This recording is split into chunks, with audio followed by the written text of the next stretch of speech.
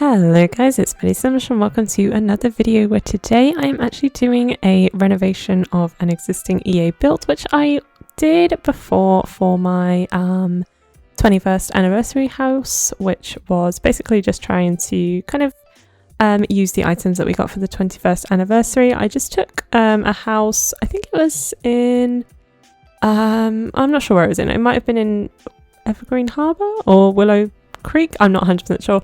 But yeah, I just took a pre-existing house. You can watch that video on my channel, and renovated it a little bit, and it was actually really fun. And it's not something that I do very often. I often do kind of start from scratch, so I thought it'd be nice to renovate a few more houses, especially as I said before, EA builds are kind of known for not being very good.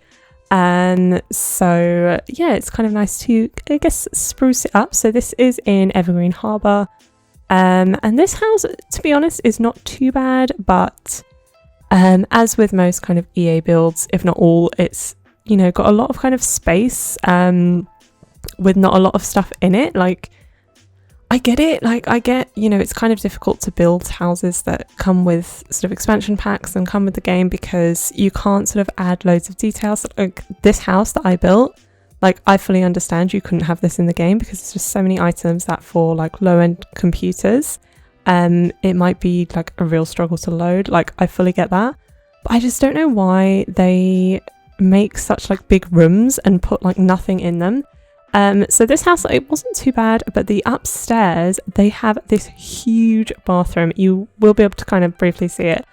They have this huge bathroom with literally a sink on one wall, a toilet on one wall, and a shower on the other wall, and it's like, it just looks so ridiculous. So yeah, I think it's, you know, I tried to kind of make some rooms a bit smaller, use the space a little bit better, and then as you can see, it was also just a kind of like long rectangle shape, so I did try to change that up a little bit and add a little kind of side area just so it's not quite so boxy. I think, you know, people who tend to start off with builds, and I think I did this myself as well when I was in Sims 3, it's very common to build just like boxes, which sometimes looks a little bit strange. I mean, think about like real life, often rooms aren't just like perfect squares. You often do get some like shapes and little like nooks and like little sort of boxy, you know, L shapes and things like that. So yeah, I think, you know, just kind of think about the structure of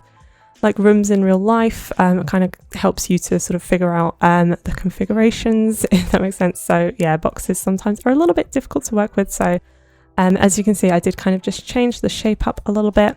And I really struggled with the stairs. I don't know why. I kind of took out the stairs that are already there and I tried to replace them, and I just could not for the life of me, as you can see, place them. So I did have to rejig the upstairs, and there you can see that absolutely huge bathroom. It's just crazy. I don't know why they do that, but actually, yeah, one of my favorite features of this house, which you can see that I just did there, I have like a kind of wall dividing the kitchen and dining room and the living room. It's not completely cut off, so there's not a door, it's just kind of like half of a wall, but I put a little window there which kind of serves as an archway, so you can see kind of from the living room into the dining room and the kitchen, and then vice versa, which I thought was really cute. So yeah, that's probably one of my favorite sort of features of it, and I really like it. Kind of creates that like openness, even though there is basically a wall dividing the rooms, you can see directly into them, and it makes the space feel a little bit bigger because, I mean, it's not a tiny home, but it's also not a huge home as well, so it does just kind of open up the space a little bit more. And yeah, here I am just sort of replacing the windows. I used a mixture of Discover University and Strangerville, so basically you might be able to, I guess, figure it out from the outside. But my kind of theme for this build was blue and green, so basically everything that I put in the house is blue or green. It's kind of like the colour palette challenge, but I just picked the colours myself.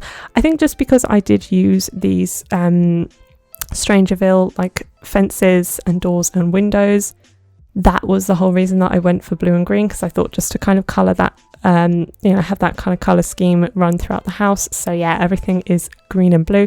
Mostly blue inside, but yeah, definitely elements of green as well, which I, you know, I think there's really nice colours, and there's a lot of like really nice items in the game that are those colours. So yeah, I really liked it, but it is very, like, every single room is either green or blue. So yeah, that was fun. The other sort of element of this house, which I mean, I will admit I didn't exactly pay like loads of attention to, but one of the lot traits that this house comes with already, I believe, is it called geothermal? I feel like it has something to do with earthquakes, because this is of course Evergreen Harbour, which we got with Eco Lifestyle. It's something to do with earthquakes, I think. I could be completely wrong, but I saw that, and it just kind of, again, with using the kind of Strangerville doors and windows and things like that, I just kind of thought of perhaps someone who's a little bit paranoid. Maybe they would have that trait. So I did end up putting like the satellite dish, and I put like a security camera at the front door. So I think there probably is a little element of the sim that lives here being quite paranoid, maybe you know, those kind of like conspiracy theorist people, but at the same time it wasn't like sort of the main theme of the build. The main theme of the build was kind of blue and green, but there is like little aspects there. But I think typically when it comes to kind of Strangerville themed builds, a lot of people will just kind of do like really messy stuff, because there's a lot of stuff that came with that pack in terms of like papers everywhere and hazard signs. I think it's really good to create like post-apocalyptic builds and things like that, but that was not this build, and that's not my usual building style. Maybe one day I'll do something like that, but I just really like pretty things, and so I can't really bring myself to build like you know, messy rooms and everything's kind of broken and old. Yeah, it's just not my usual style. It's not the way that I kind of have fun building. So yeah, I did it to a certain extent here, but in terms of, yeah, like say the security camera, but that wasn't it wasn't the main thing that was kind of going through my mind. Just sort of little elements here or there that maybe this sim is a little bit paranoid. I mean, they live alone. Maybe as well, like the fact it's in Evergreen Harbour, there's a few sort of environmental conspiracy theorists out there, so I don't know, maybe it has something to do with that. But yeah, here we are just sort of decorating the kitchen. I really like this. Often the kitchen is my favourite room in the house, and I think it's probably true for this one as well, but actually I really like this whole kind of downstairs floor in terms of, like I say, the openness. The original sort of plan of the house is a bedroom and bathroom upstairs, and then the kitchen, dining table and living room downstairs, which is what I kept to, so I didn't add like a bathroom downstairs. The only thing I changed was upstairs. I did add a kind of office, which you will see at the end of the video, because basically it was quite a big upstairs, and like I say, EA builds are very much known for having big spaces with not much of stuff in them. So like I say, it had this absolutely huge bathroom. I actually turned the bathroom into a bedroom. That's how big and spacious it was. So I kind of rejigged that floor plan, but the downstairs I largely kept how it was. And then here is just where I'm sort of adding the dining table next to that archway, which then will lead onto the sofa and the living room. I just thought that was really cute. I was super happy with it. And then I did just add this kind of like laundry corner because the shelf fitted so perfectly. And yeah, I love a lot of the kind of like laundry day cozy stuff that we got. And it comes in like a lot of nice sort of bluey green colours as well, so that fit quite nicely.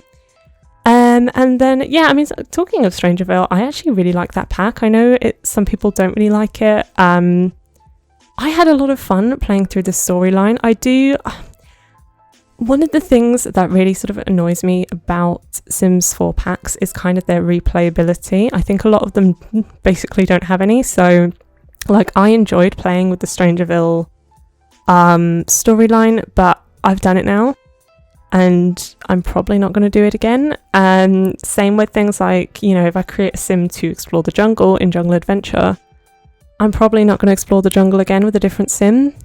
So yeah, I think, you know, there is kind of a lot of packs don't really focus on, you know, replaying them.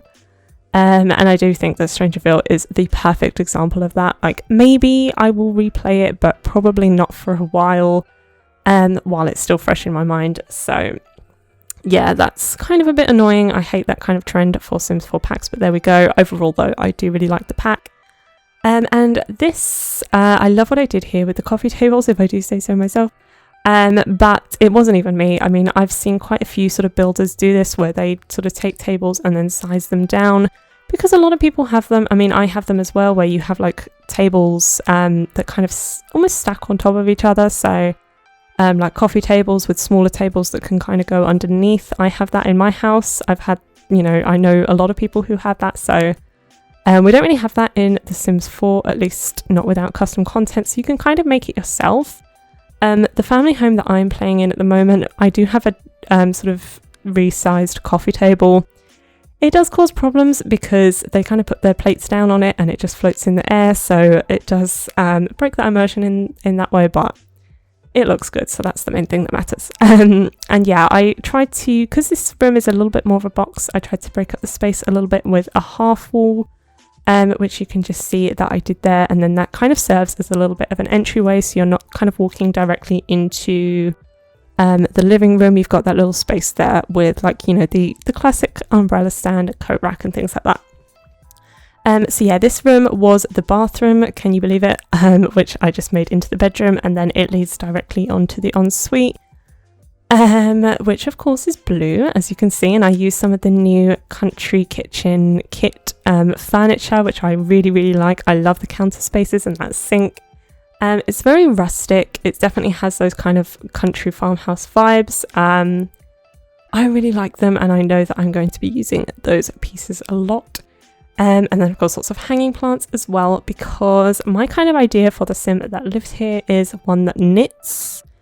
Mainly because I had quite a big studio space, because again, the top floor is quite big considering they only really put a bedroom and a bathroom.